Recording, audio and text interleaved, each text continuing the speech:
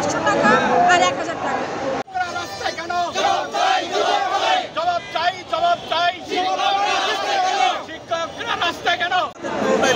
যেমন আমরা 97% 97% শিক্ষক, আমরা এমপিভুক্ত শিক্ষক, আমরা যেই কারিকুলামে পড়াচ্ছি স্টুডেন্টদেরকে তারাও সেই কারিকুলামে পড়াচ্ছে, আমরা যে সিলেবাস পড়াচ্ছি তারাও সেই সিলেবাস পড়াচ্ছে।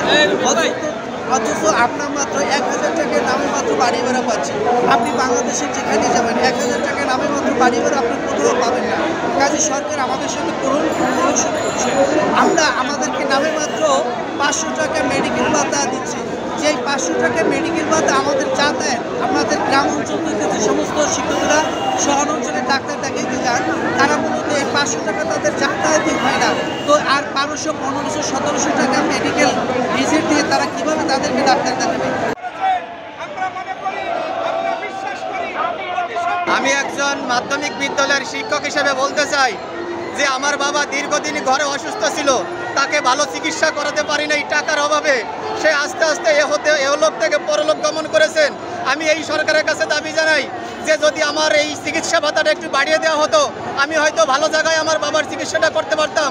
যদি ভালো জায়গায় চিকিৎসা করতে পারতাম তাহলে আমার বাবা হয়তো মৃত্যুবরণ করতো না, আরও দীর্ঘদিন জীবিত থাকতো।